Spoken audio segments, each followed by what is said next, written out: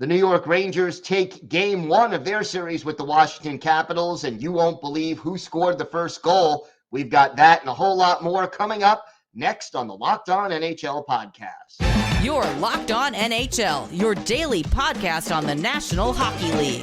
Part of the Locked On Podcast Network, your team every day.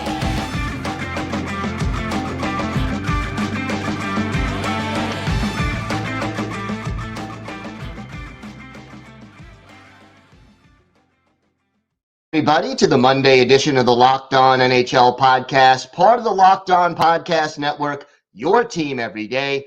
I want to thank everyone who makes Locked On NHL your first listen every day. Don't forget to subscribe on YouTube or wherever you get your podcasts so you can get new episodes as soon as they drop. Today's episode is brought to you by FanDuel. Make every moment more. Right now, new customers get $150 in bonus bets guaranteed. That's $150 win or lose. Visit FanDuel.com/locked on to get started. It is great to welcome back to the show the host of Locked On New York Rangers, John Chik. And John, you got to be pretty happy with what you saw on the ice in game one from the New York Rangers. Yeah, overall, very encouraging. I think if you're kind of drawing up a blueprint for how the Rangers will win game one, I think it would be pretty similar to this. I mean, it wasn't the most lopsided score you'll ever see, but one of those games where it just felt like the Rangers were mostly in control. Obviously, they had that barrage of 3 goals in just over 2 minutes in the second period there. And that's tremendously encouraging because one thing that the Rangers had really struggled at this season, and they've been better recently, but they have been, for a team as good as they are, with the best record in the NHL, just abysmal in the shift that follows a goal, or maybe not necessarily the following shift, but, the next minute or two, whatever it might be. So to see them just explode for those 3 goals there, see the fourth line get involved, it was awesome. I feel like it's one of those games where everybody did at least a little bit to help the team win, and I don't think anybody had a bad game on the team, and obviously there's still a long way to go here. That was just game one, but as far as an encouraging game one performance, I think that was it right there. Talk to me about the fourth line. You mentioned they were involved, scoring a couple of goals and really playing well. Even Matt Rempe getting on the scoreboard with a goal. What made them so effective in game one? They just go out there and go to work. I think that's where it begins. When you watch that first goal that they scored, I mean, I was thinking about this when it happened. Like, that's the kind of goal that, like, if a first line scores a goal like that, it's very impressive. They zip in there on the rush. They do a great job, keeping the puck away from any kind of defenders. A couple of nice passes, guys under duress, making good passes.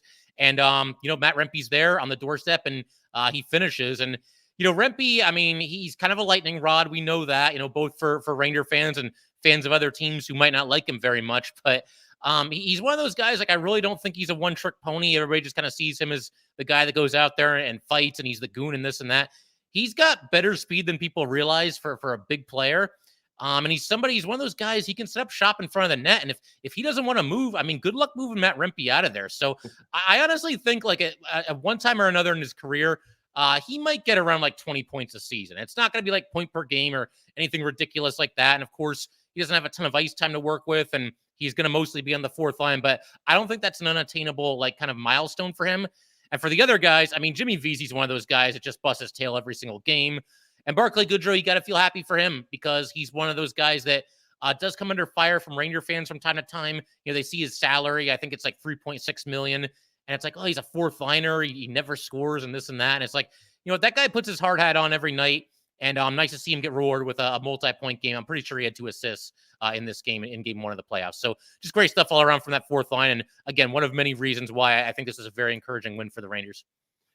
What did you see out there in game one that maybe has you a little bit concerned?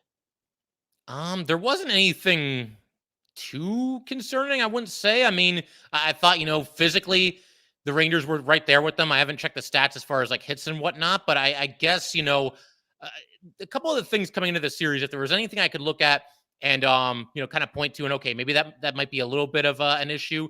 Physicality, although the Rangers' physicality is very underrated. I've been saying that on my show all year. I just think that the Caps, give them credit. They battled their way into the playoffs despite being a team that sold at the trade deadline, and they're here and they earn their spot just like everybody else. But I feel like, from an offensive perspective, they're not on the same level as the Rangers. So one thing that kind of concerns me is like, at what point are the Caps going to try to like kind of drag the Rangers down into the mud and just make this an absolute slog of a series? I think that's probably their best chance. We'll see if they kind of go with that kind of an approach in game two. And the other thing that gave me some worry too was Charlie Lindgren was hot down the stretch. And I felt like he's kind of an underrated goalie in the first place. But to see the Rangers beat him clean a couple of times, that was very encouraging too. You know, the goals that the Rangers were scoring, they were legit. I mean, these were not like lucky bounces or impossible to stop deflections. They beat him clean a couple of times, and that kind of alleviated, some of my concerns. He's still a very good goalie. He made some good saves in this game. He'll make some good saves the rest of the way too. But I think the Rangers can get the puck by him. I think they showed that here today. How about Igor Shesterkin? Your thoughts on him, and how important is his play going to be if the Rangers are going to go on this long playoff run that everybody expects them to do? Yeah, he was good today. I mean, you'll see other games where he'll make a few more highlight reel saves than maybe he had in this one, but he did make some tough saves and cool under pressure. There were a couple of times where after the Caps got one back, they started spending a little more time in the Rangers zone. They got a power play not too long after that, and Igor was up to the task, making timely saves when you really need them and not letting the Caps back into the game. That was encouraging. And as far as how important he's going to be, I mean, he's going to be huge. I always feel like, there's some debate on this too, and maybe this is a different topic for a different day, Gil, but, there's some debate about, well, you just need like an average goalie and you play good defense around him. I always think that the goalie really makes the difference. And, with Igor Shesterkin, there's a lot of great goalies in this league. If the Rangers are in a playoff series, I don't think I'm ever going to look at the other side of the ice and think that guy's better than Igor, and there might be some guys that are evenly matched with him, and, we'll see. And again, Charlie Lindgren is no slouch. I really do think he's a good goalie. But again, that's just an area where I feel like the Rangers are always going to have the edge, and hopefully that makes a big difference as we continue on in the playoffs here. The President's Trophy, as we know, has not been a guarantee of Stanley Cup playoff success. How do you think the Rangers are handling just the pressure that goes along with being number one in the league during the regular season? Yeah, I'm glad you asked me that, man, because, the Rangers 2 years ago, they had that improbable run to the conference final, and nobody really saw that coming. Even I didn't think they'd make it that far going into the season. But I feel like back then, they were such a young team, and so many of these guys in the playoffs for the first time, it felt like they were more comfortable kind of playing the underdog role. And we saw that. They went down 3-1 to Pittsburgh, came back and won it. They went down 2-0 to the Canes, came back and won it. They got up 2-0 against the Lightning, and it's like they didn't know what to do. They didn't know how to handle, kind of having that edge and that advantage. And I feel like lately, especially under Laviolette, they've gotten more comfortable with that idea that, no, we are one of the absolute best teams in this league, and we are the big dog in the yard now. And I think that's going to be huge for them. They have to keep that mindset. And, again, ton of respect to every team in the playoffs. Getting in alone is not an easy thing to do. And as we've seen in the history of the Stanley Cup playoffs, anybody can beat anybody. But, the Rangers, I do think they're one of the best teams in this league. The record proves that. And if they can keep doing what they're doing, I think it's looking pretty good. So give me, 2 or 3 keys that you think are most important for the Rangers to go on this long playoff run.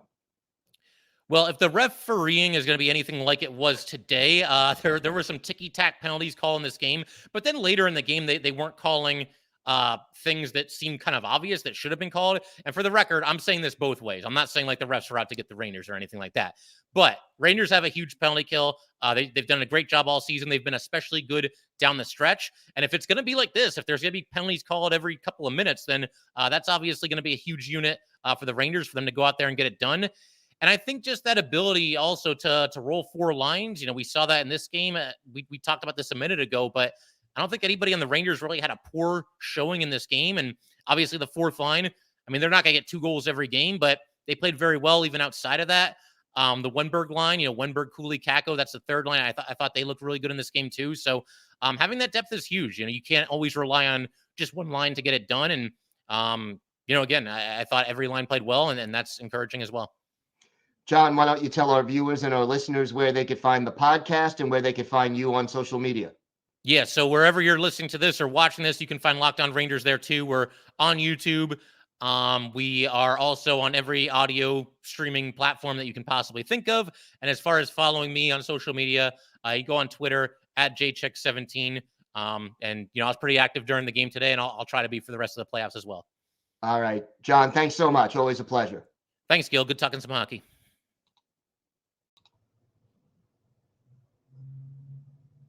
Today's episode is brought to you by Gametime. Gametime is now an authorized ticket marketplace of Major League Baseball, which makes getting tickets even faster and easier.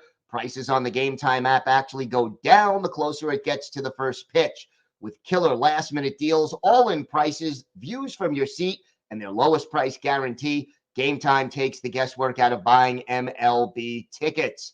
Look, and they've also got flash deals that can help you save even more with exclusive in-app deals on select seats ahead of the game or the event. So take the guesswork out of buying tickets with Gametime.